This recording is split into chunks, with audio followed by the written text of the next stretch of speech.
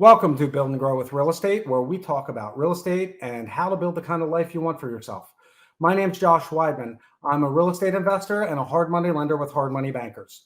Now, Hard Money Bankers provides private funding for real estate investors in Pennsylvania, Maryland, New Jersey, Delaware, Northern Virginia, and Washington, D.C. If you'd like to know how to get all the funding that you need for your next investment project, I've got a free report that you won't want to miss. It's called 7 Steps to a Guaranteed Hard Money Loan Approval. If you're watching this video, the link is listed at the top of the page.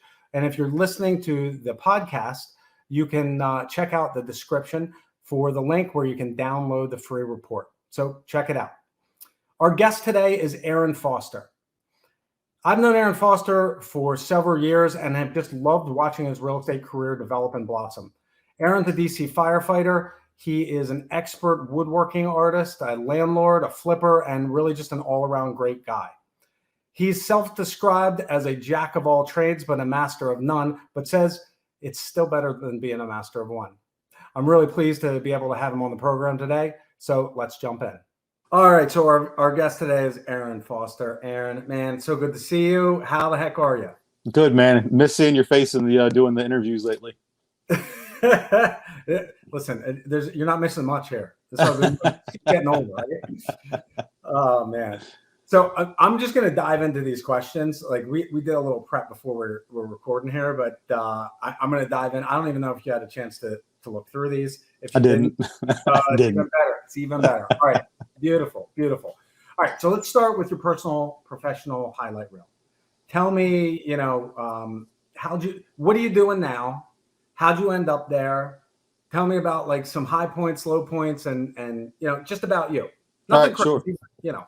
So I'll give you my long elevator speech. So I bought my first house when I was probably about 22 years old in College Park, which is where you wrestled at, University of Maryland. Yep. And then the market tanked after that about 2 years after I bought the house, and I was holding on to it to try to flip it. So at the top of the market, the house was worth $389. I bought it for $253, and then when the market crashed, the house across the street from me sold for $110,000. So I had to reevaluate my real estate investing game. So I decided to make it a rental property because the metro was like 10-minute walk from the house. University of Maryland was 15 minutes from the house. So I ended up renting the house out, doing house hacking, made a bunch of money that way. And then I started investing in tax liens. But the reason I got into it was we had a house in Wheaton, just outside of DC when I was a kid, and we rented it out. And it seems like not easy work, but easier than holding a jackhammer or doing construction. So you can appreciate the lack of effort it takes to put a small fire out versus, busting your butt every single day to break your back and break your hump to make just a little bit of chump change. So fast forward, I got into tax liens for a couple of years. That was a lot of fun. And then I started buying from a couple of investment properties at auctions. I bought I bought a whole bunch from the government, and then we sat down and I reevaluated my structure. And then I was like, okay, well, how else am I going to expand upon here? So I usually do anywhere between 1 to 5 houses a year. I'm comfortable with that. I'm very involved in all of mine. I do a lot of my own work. Lately, I've been expanding. So I've got properties as of last week. The only properties I have now are in Maryland, but I've had properties in West Virginia, Maryland, and DC. I've got it from the far west side of Maryland in Deep Creek Lake, and I have one in Ocean City I'm closing on for a short-term rental in the next couple of weeks. So before we started talking about this, we started talking about quality of life purchases, and the Ocean City property is not going to be my biggest money maker, but it's definitely going to be something that I can have quality of life I can get away to, because I've got 2 giant dogs that I can't rent a house from anybody because their dogs are so damn big. That's right. I lost your audio, man. Can you hear me? There we go. There we go. Sorry about that. No, so everything was just quality. Now I'm reassessing what I want to be into. Last week when we talked, we touched on the subject of where the government is pushing real estate now. I think short-term rentals and Section 8 rentals are going to be the best option moving forward if the government keeps pushing the way it has. So now I'm restructuring what I have now. I'm selling a couple properties. I'm probably going to get cash strong again and then figure out what I want to do. So I'm even looking at prefab houses and tiny homes and stuff like that. But that's Well, my elevator pitch. All right. So I want to back up because maybe you mentioned this, but I missed it. Your day job. I don't even know if it's your day job anymore. Oh, it is. It is. Okay. So I work. We work 24 hours on, 72 hours off. I work for the DC Fire Department. I've been a firefighter for 22 years this year. The last 17 with DC, going on 18. I retire in 7 years, and this is all. One of the biggest reasons we look into real estate for me was I got hurt in the job a couple of years ago. I detached all the ligaments in my ankle. And I had. I got presented with a retirement of $18,000 a year. And for every dollar over that, then they would take 50 cents, I think it was, or something like that.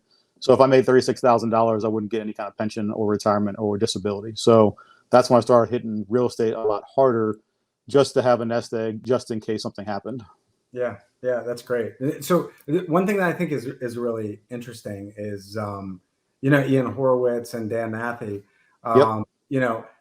Baltimore City Fire Department, now they're crushing it in real estate investing as well. Yeah. I think firefighting is a really interesting dynamic. And anytime when you can concentrate your work days in a short period of time, or as far as like a percentage of the allotted hours that we have, right? I mean, it seems like it becomes a really good environment because you've got that base, you've got the insurance covered, you got a salary, you've got, there are a lot of benefits to it.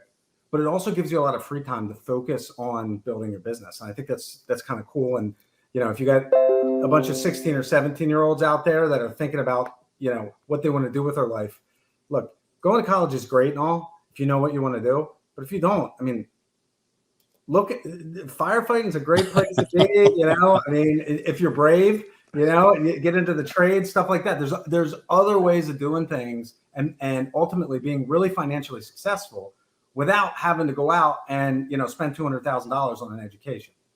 Yeah, I think that people think getting the fire department is a lot easier than it is.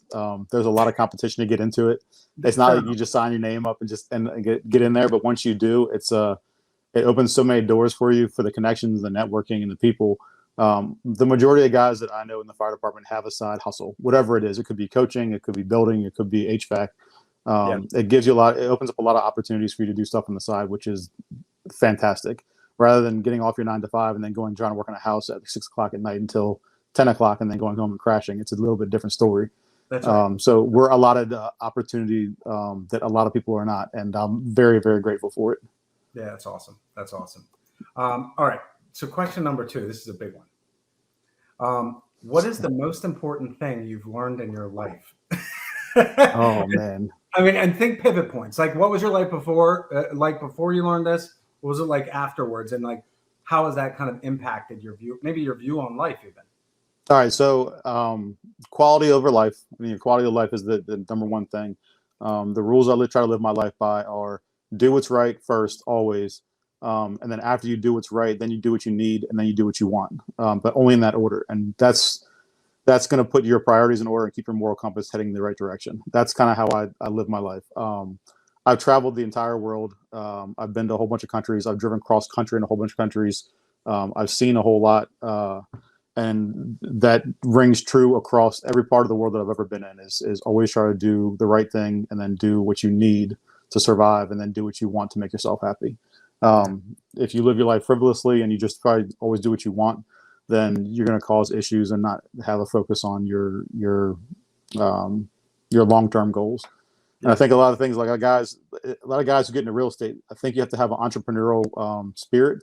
And I think that you have to kind of have a little shiny object syndrome where they dangle a little carrot in front of you and say, hey, look at this. Like, I got 2 guys. So I one of the things I work on, we'll call it my hobby, is I help run a Facebook group called First Responders Financial Freedom.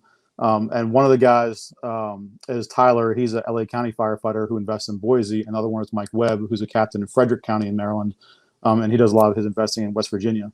And the biggest thing for us is, like, we try to give back. We try to help people. We like to help people who help themselves. This goes back to, like, do what's right. So we like to give guys opportunity and information. And if they're willing to take that and expand upon it, then we're happy to help them. So any of you first responders out there, nurses, military, fire, police, even social workers, join the group on Facebook, and we'll get you guys rolling in the right direction. Well, and when we're done here, I'll make sure that that pops up during the during the feed, so that everybody Sweet. has access to your Facebook group and can check it out. That's really great. Sweet. All right, piggybacking on that, and you already touched on this a little bit, but what makes you feel inspired and kind of like you're living your best life? Not to be poor. Wow. Okay. I mean, it's a motivate. If you ever had at one point in your life had wants and needs and you couldn't fulfill them, that's a very motivating factor. Never to get back to that point again. So that's a good motivating factor for me. Is I don't want to be poor. I don't want to have to worry about bills and not being able to pay stuff or have a roof over my head. Like that's a big thing for me. So one of the houses I bought, I don't know, 6, 7, 10 years ago, is a townhouse in Frederick County in Walkersville. And I paid cash for it. And my tax lady said, you shouldn't pay cash for it because you're going to lose out on depreciation and this, that, and the other. And I bought that in case the world goes to shit and I lose a limb or I can't work anymore, I have a place I can live. The only thing I have to worry about is HOA and utilities, and that's it, and taxes, because you got to pay taxes till the day you die. So like that was that was my motivation to get that property. Moving forward, though, is I wanted to replace my fire department salary with real estate income, mainly because if something happens to me, like I said, when I got hurt, it was a driving force and a driving factor for the decisions I made to invest heavier and a little more often.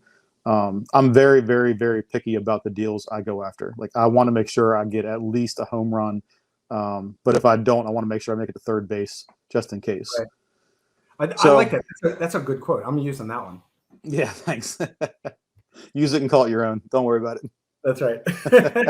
Dude, that's good stuff. You touched on something there that I'm a firm believer in too. It's like need is a huge motivator. And I feel like oftentimes, people try to do right by someone by giving them something, as opposed to giving them the opportunity or the knowledge. It's like it goes back to that old axiom, like teach him, give a man a fish, he eats for a day.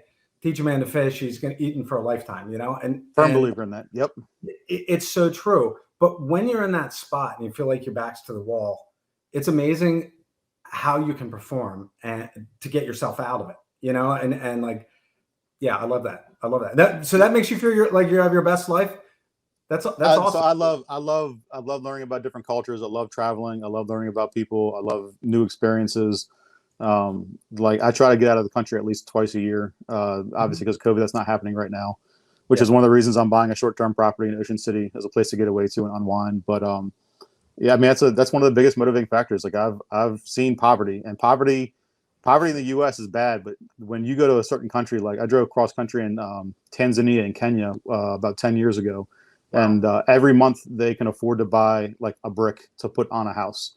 So they build the house by the room, not by the house. So they get the first room done, and it doesn't even have a roof on it. It's just the first room is done, and then they start putting a thatched roof on. And I'm like, I was very impressed with the ingenuity of them.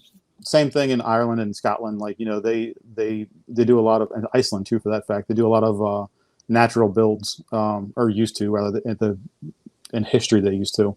But they're resourceful people, and I can appreciate that. And that's one of the reasons I'm so involved, because I want to know all aspects of the build for multiple reasons, from not getting screwed over by a contractor to knowing how to do it if the contractor doesn't show up, which we just had this conversation before this video started. That's right.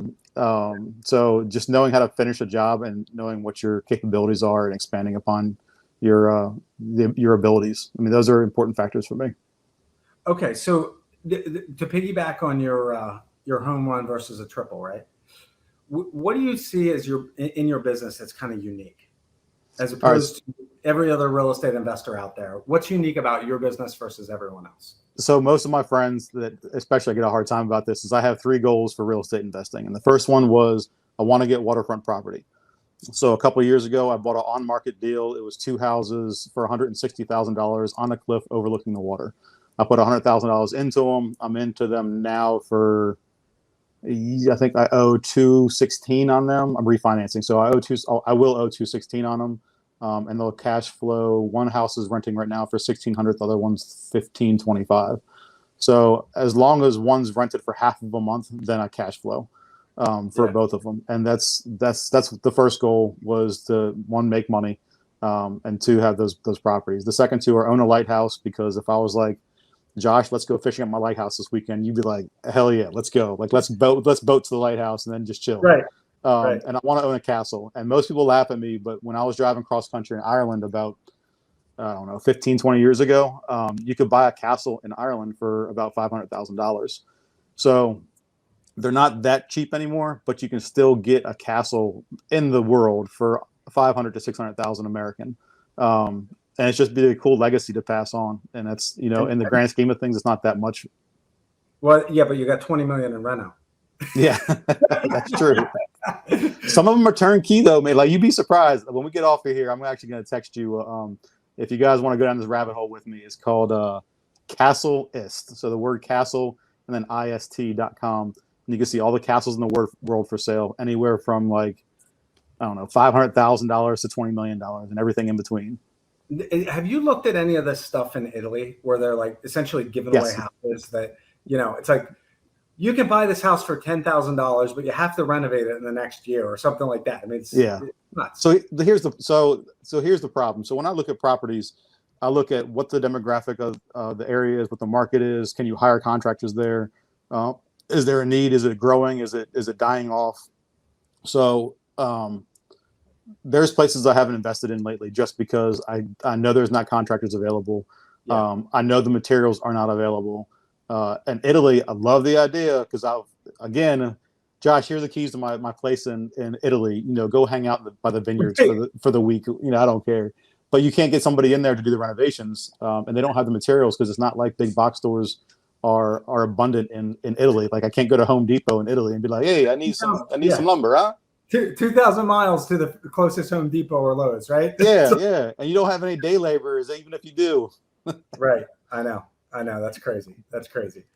All right. Well, that's pretty cool. That's really cool. So you're looking now for everything. What? So I look across the board. So I've got a bad case of shiny object syndrome, and the guys I run the first responders group with, like, we bust each other butts about this all the time. Is like, oh, look at the castle. Oh, look at the lighthouse. Oh, look at this.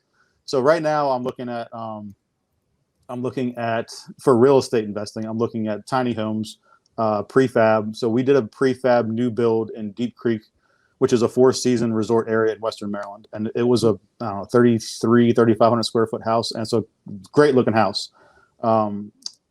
But I want something smaller because I want less square footage in case somebody messes it up. Then I can go in there and touch it up a lot faster. You can touch up a 500 or 800 square foot house a whole lot faster. You can touch up a 3,000 to 4,000 square foot house.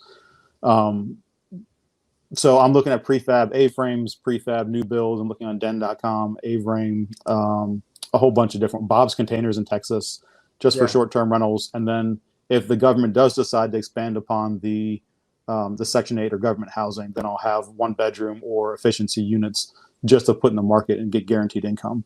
So it's a plan with a backup plan. That's what I'm looking at right now. So I'm selling off a bunch of the properties I have now. I just sold a 40-acre property with a house in Martinsburg, West Virginia, on the backside of a mountain. I reallocated that money into the Ocean City property I'm closing on in 3 weeks. Then I'll refinance that, and I'll take probably $100,000 out of that one, have a mortgage on that, get the depreciation from it, and then use that to buy or build more properties. So it's ever evolving. The standard questions, but I'm going to ask this anyway because we've talked about some absolutely crazy deals that you've either looked at or bought, or I think the one that stands out to me the most is this the ag foreclosure deal that was like for a house and like acres of land. But what's the craziest deal that you ever bought? Craziest. It could even be the best deal. So I've got a bunch of those because I'm so random. So I bought a house from the Department of Agriculture years ago. So they used to have auctions in Maryland. They shut the auctions down. They had a bunch of houses left over. So I called the Department of Agriculture business, and they sent me to a lady in St. Louis, And she said, look, I don't know anything about Maryland. I have no contacts out there. I don't know what houses are still available. They've been sitting there for years. She's like, if you find something you like and it's vacant, she's like, call me and we'll make an offer with a USDA real estate agent. I said, cool. So I found a house. It was built in 2004, I think. I bought it in like 2009. I bought it for 130, 140,000, somewhere in that range. I put 9,000 into it and sold it for 230,000. Because I was I was like, and I even contracted out most of the work for that because the flooring, I had somebody who was local do the flooring because they had some work flooring. I had some plumbing issues because the house had been sitting vacant, wasn't winterized properly. So a plumber came in there. Then I had somebody come in and touch up the drywall. But for the most part, the house was only lived in for 4 years, if that. I don't know. Somebody bought it and foreclosed on it. So that was the most lucrative. Unfortunately, Maryland doesn't do auctions anymore for USDA. The VA, the military VA, is the only group that they take over all the USDA stuff here. But there's still, like, if you can go down to Puerto Rico or Guam or U.S. Virgin Islands and pick up Department of Agricultural properties at auctions, and nobody has any idea about it because they don't have to advertise anywhere. You won't see it in Zillow or Redfin or Realtor.com. And it's the same thing for the Treasury auctions and I just looked at one yesterday. Another government agency. They don't advertise on these normal groups, so you have to know where to look for them. Listen, you heard it here first. You heard it here first, guys. Right here it is. So I got to give a shout out to one of my battalion chiefs. He just passed away about a month ago, and he actually got me into the USDA arena. So he was driving home from DC to Pennsylvania. He lives up in Adams County, PA. And on his way home, he was like, "Oh, I'll just stop by this auction and see what it's about." So it was him and the auctioneer, and the auctioneer was like, "Well, nobody else is here. Do you want it?" He's like, "Well, I don't really know anything about it. Like, what's the deal?" And they tell you what the minimum government bid is. So he was like, "Well, how much is it?" And it was like $1,500 or $2,000. Like it was something stupid cheap. So he's like, "Well, can I go to the bank real quick and just pick up a check or give you some cash?" He was like, "Yeah, I'll be here for 20 minutes or whatever." So he went and got the check, gave him the money for it, and bought the house. And then I think he put $10,000 into paint and landscape, and turned around and sold it for like $115,000. This was also 15, 20 years ago. But I mean, that home run led me to my home runs, a couple of home runs on my own. So Alan Skursky, resting in heaven, I appreciate everything you did for me. I owe you a hug and a kiss when I see you at the pearly gates, bro. That's awesome. And listen, man, that's fantastic. You're dropping those seeds for somebody right now watching this video. They're hearing that, drop a little seed in the ground, and it grows into a great forest. That's awesome. I think once the evictions go through and the foreclosures start going through and the courts open back up, I think there's gonna be more opportunity. I don't think it's gonna be we talked about this last week. I don't see an 08 crash happening. I see the government keep printing money and giving us buyouts and pay for people falling behind. So I don't see an opportunity like we had in 09 and 2010 and 11, where you can just pick an apple off the ground and it'd be like the golden goose apple. It's like, oh man, the golden goose egg. It's like, I think you have to still work for it and make your own way. Well, you know what though? I think that there's going to be something else. I mean, I think if you're looking at a large construction project, it would make sense to build in the potential for a 15 or 20% drop in property value. I don't think that will happen. I mean, full disclosure, there's nothing nothing out there. There's not a black swan out there that that you can point to and say, "Oh, that's it." But you never know. I think that we've been on an uptick for a heck of a long time. Long time. Yeah. And you look at it, so like you see a lot of these private companies like Open Door. They're one of the ones that are buying up in a bunch of different cities around the country. And when you start seeing like these hedge funds, these hedgies buying billions of dollars worth of real estate, like why? Because this is not their normal scheme. Like this is not how they normally make money. So what do they know that we don't? And you look at it, it's like, okay, well, if they do expand government housing, that's guaranteed income coming in from the government. Like that's a good reason to start buying up real estate. And a lot of these guys are buying it for over market value. So they're not buying it for appreciation because it's already at the top of the peak. They're buying it because in a couple of years from now, the government might pay them a whole lot of money. And if they don't, they can probably get out for what they have into it and not have to worry about it. It'll be a minimal loss for them. I got a potential answer for your question. So all ears. Yeah. So like there are some efforts to change the zoning codes nationally to prevent single family zoning, so that all zoning types are going to be multi and high density zoning. So Wow. you end up with like, you got a single family home now, might not be able to build them in the future, and that could be the answer. I mean, if you've got a company that owns blocks and blocks and blocks in a city, or maybe not even a city, but like even in the suburbs, if they can transition 20 houses to 200 in a high rise, that makes a heck of a lot more sense than 20 single family homes. Yeah, you look at DC, and DC is a prime candidate. Like, so DC Yeah. has a maximum height that they're supposed to be able to build, or that's what they were told. So a lot of the builders are actually digging underground and building houses under, or apartment complexes underground, or they're taking. Here's one. There's a guy, Dr. Joe Asimo. He's big on bigger pockets. Like I've seen a bunch of his properties in DC. So he'll take a 3-story house and he'll pop the top and add another level, and then he'll add a basement and he'll dig out the basement. So he'll turn a 3-bedroom, 2-bath house into a 5-bedroom, 3-bath house, and then he'll Section 8 it for $5,700 or whatever the crazy number is. And then another guy who's actually friends with Jason at Hard Money Bankers, went to high school with him. He used to do condo conversions, so he would do the same thing. He would dig the basement out, have an English style basement, and then the 3 floors above that, and pop the top, and then he'd make each one a condo. And now he'd do a condo conversion, and he'd made a lot of money doing that. And it's like ingenuity and stuff like that. It's sometimes you got to think outside the box, because if you're competing in an arena with 1,000 other people, you're not as likely to win. But if it's just you and 10 guys, you increase your chances tenfold. So I think, nowadays, I really think nowadays, because there's HGTV made everybody want to be real estate investors. I really think that nowadays you have to find a niche or make a niche in this market. Like, you have to get creative, because anything that hits MLS, not anything, but a lot of stuff that hits MLS is going to be a lot of people bidding, or it's going to be in such bad disrepair that the majority of people don't know how to fix it, or don't have the capabilities or the finances to fix it, unless they have understanding of hard money bankers, or if they have private lending, or they have a bunch of cash.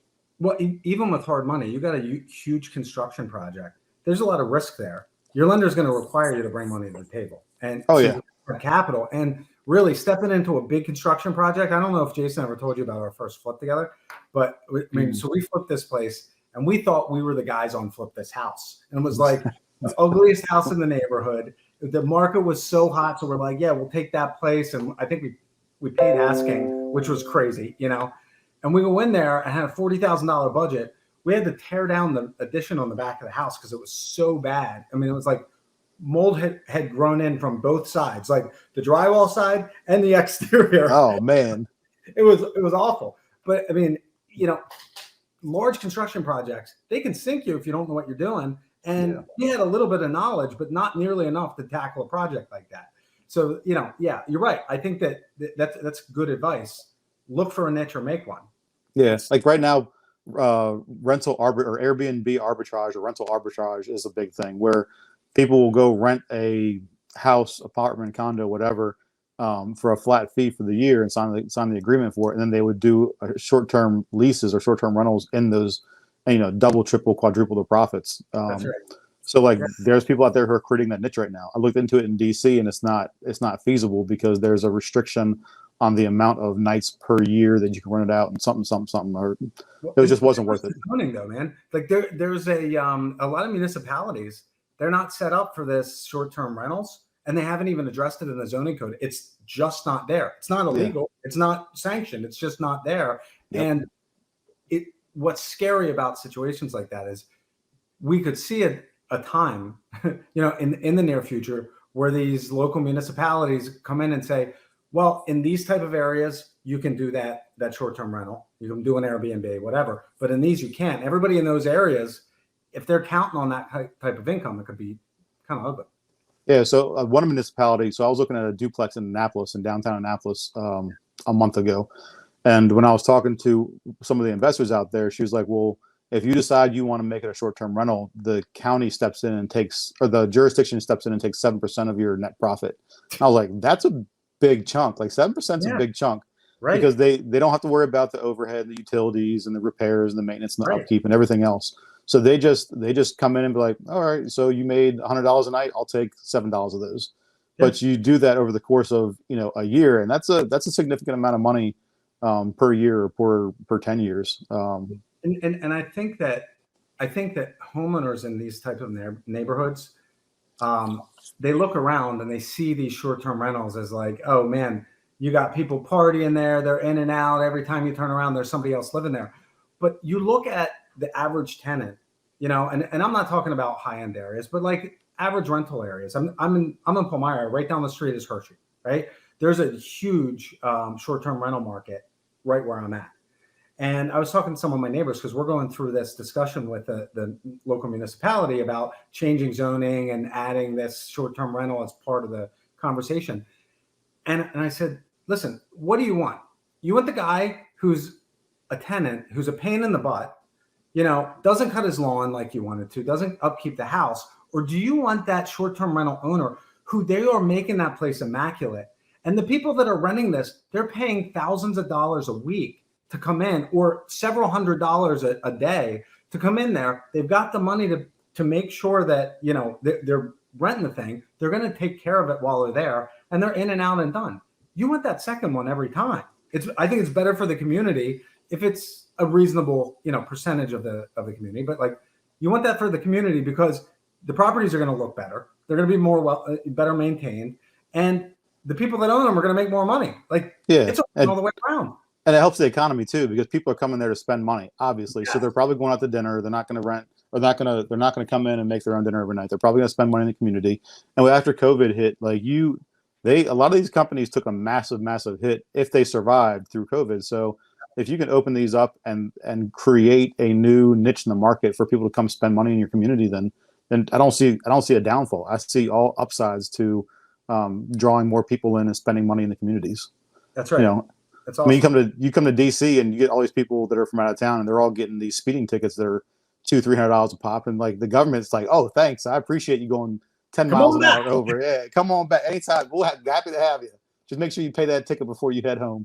That's so right. Like they make money more than one way. It's not just the restaurants. It's also the sites and the attractions and the knickknack shops and everything else in between.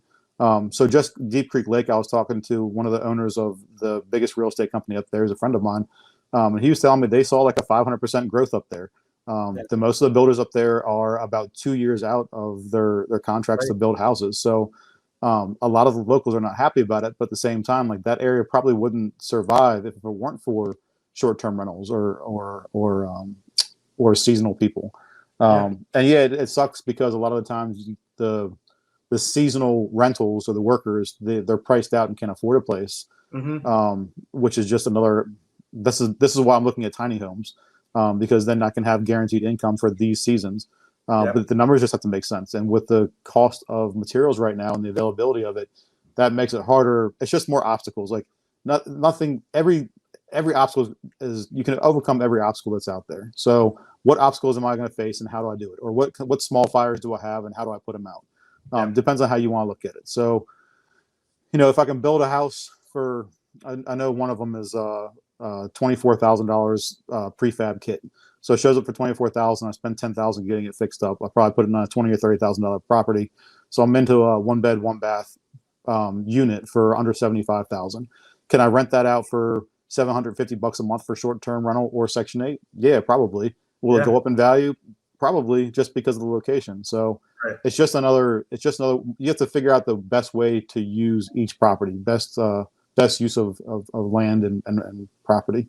Well, I almost see these tiny houses as kind of the next evolution of the trailer park, and without some of the, I don't know, the connotations and the baggage that goes along with it. I mean, if you can take a piece of land and put a bunch of short-term rentals, or even not short-term rentals, but long-term rentals that are affordable, and they're small, so you only have one, maybe two people living in them, they're not going to get trashed. They're going to have a longer lifespan. And ultimately, it's going to be the kind of place that a single guy is going to, single guy or girl might want to live. I don't know. Just a thought. But so I've been looking into this. So I have two thought processes on this. So there is one meme picture, whatever you want to call it, where I saw a lady's like, this is what I want to build. And it was a bunch of cabins, real small, 800 square foot cabins next to a lake. And she's like, I want to build this community. She's like, I don't want a trailer park. She's like, I want something that's more attractive, that's not on wheels and doesn't have a skirt around the base of it. And I love the idea, but the cost to build those cabins that she had were in that $200,000 to $250,000 mark. So I was like, you got to figure out a way to lower your cost basis. So I love that concept. Now, trailer parks have or mobile home parks or whatever you want to call them, they have a stigma about them. Right. Good, bad, or indifferent. Like there's a lot of money to be made. But can you create tiny homes, and make a community out of it for the same price? Maybe. I mean, it's all about your cost basis and what you can build at. I would love to start developing areas where it was affordable housing for communities with a new look, because the communities would be more accepting of that. The average community is not going to let you build on a certain lot size. So, like, we'll just say one of the counties by me, like, they don't want you to build on anything smaller than a quarter acre lot. I'm like, well, quarter acre lots, now you have impact fees plus a quarter acre lot plus everything else. So now you want me to do land improvements. So I have to put driveways and curb cuts in on top of that. And I got to do, I'm like, I'm into this thing for $140,000 before I even break ground. Like, it doesn't make sense. Right. So, and it comes back to taxes, like we talked about before, Yeah. They got to be able to tax you. Yeah. And Maryland's, sprinklers are a fantastic thing. It's life safety hazard and, the whole nine. But sprinklers, to put a sprinkler in a house, you're looking at additional $10,000 to $15,000 off the break. Yeah. So now I'm into this thing for $150,000 before I even break ground. So a lot of people are looking elsewhere. And like, I'm not trying to knock sprinklers because, if it saves a life, then that's the most important thing. Sure. But at the same time, like, let's get these things affordable so affordable housing can be built. I think you and I would both be happy to build something like this if it's lucrative for us and for the community. Well, and there's a need for it. I mean, you look at what they've done in places like Hong Kong and like even New York City authorized this, where they have pods. Literally, it's like a big coffin, with a TV and a communal bathroom. Like, when real estate gets so expensive that like you're renting out essentially a bed for $750 a month with a TV, it's crazy. Like, something's going to break. Something's going to break, and you got to have at least an option. If the option is, listen, I'm going to go live in a tent, and be homeless, or we got to have something that's a little bit smaller or a little bit more viable. I think anybody's going to choose to have a roof over their head and, access to plumbing and, and heat in the wintertime. Like, So a lot of jurisdictions, they want you to build and connect to the sewer system and the water and pay taxes on it. So a lot of them are against these tiny homes because they're on trailers and they're self-sufficient and they can't tax those. So the government or local jurisdictions a lot of times are not open to the idea of this type of housing just because they can't make money off of it. And everything comes back to the dollar for the government. Well, I almost wonder, though, if you couldn't do some kind of communal living. I mean, this is big diversion from what we're talking about today. Like, if you couldn't do some kind of communal living environment where almost like a Spanish style house with an open living space in the middle of the community with a bunch of smaller houses, like, these places wouldn't have to be on axles. Like, you could put slabs or small foundations, and imagine if you had, I don't know, 10, maybe not 10, but 500 square foot houses. There you have 2,500 square foot of living space with a communal outdoor space, right in the middle, and you can hook them all up to plumbing. The township or the city gets their pound of flesh. But if they're built correctly, there's enough privacy. There's enough of a draw where everybody's got their own bathroom. They've got their own, bedroom and living space and area to, make dinner and sit down or whatever. But it checks all the boxes for the township too. So I talked to one of the local townships or one of the local municipalities, and they said that I could do that, but every house would have to perk for the area that it's on. And I'm like, well, that doesn't really make sense because X, Y, and Z. Either way, like, it wouldn't work out in that jurisdiction just because of how their codes are written. It doesn't fit their bubble, I guess. So my next thing is going to be figuring out where I can make my bubble fit their municipality, and hopefully start developing some more. Well, all right. So we're getting a little long here. I got 2 questions for you. and we'll keep them concise. All right. The first one, at your funeral, what's the one thing you hope people say about you? He helped a lot of people. Love it. That's the biggest thing is I try to go out of my way to help people. You know, it's funny. I've talked to a lot of people. Not one person's answer to that is, man, he had a S ton of money. Right? Like, no, people want to remember you for your personality traits, not for what you have. That's right. Like, man, he had a great Lamborghini. Yeah, right, exactly. You can get buried in it. All right. So the last question is, what should I ask that I didn't know enough to ask? Nothing. We go down rabbit holes all the time when we talk. I know, right? We don't talk often enough, I feel like, but every time we do, we always go down rabbit holes. And I love the entrepreneurial spirit. I think you did a great job. You just let people talk, because people want to hear themselves talk half the time, and they want to talk about themselves and what they're doing and how great they are. My thing is I want to get into more arenas, and that's it. I want to learn more. Real estate is ever evolving. There's so many moving facets to it, like apartment buildings, syndication, storage, single family houses, mobile homes, campgrounds. I just talked to a girl the other day, April Crosby, shout out to her. She just bought an RV park. So I like to get connected with people who can teach me something that I don't know. And I'm happy to teach people as much as I can about stuff that I do know. Like, I'm not the top of the ladder, but if I'm a couple rungs ahead of you, then I'm happy to reach down and pull you up to where I am. I got to introduce you to Evan Vatilla.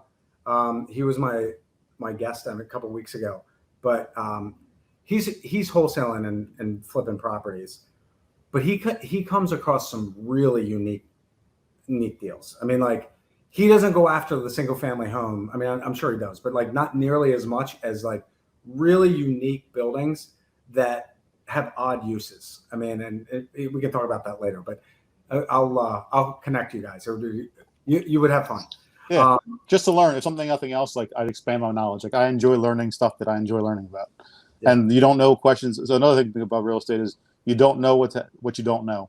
So if I don't know what questions to ask, then how do I move forward with the deal and not make sure I'm not losing my life savings? So that's another thing that a lot of people need to focus on is, if you're going to help somebody out, like, teach them the questions that you didn't have the answers to when you started. But there's only so much of me, and I've got a lot going on in my life. Join the groups, network, get to know people. If awesome. I can help, then great. If I can't help, then I'll try to direct you to somebody who can, just like the networking that you and I do. Dude, I love it. So if you want to get in touch with Aaron, his Facebook group just popped up. Reach out to him on Facebook. Any other contact info you want to give here? You can hit me up on Facebook. Yeah, there you go. Hit him up on Facebook. That's great. Aaron, we've known each other for a long time, and as I told you before we jumped live here, got a lot of respect for you. The way that you really pursued, quality of life, and I always thought it was cool, some of the projects you did, and just kind of being a voyeur, watching from the outside. Good stuff. Thanks, Josh. I appreciate you having me on, man. It's always a pleasure. Oh, man, it's awesome. All right, guys, that's it for today. I appreciate you watching. Until next time, go make some money, and we'll see you then. Take care. See you guys.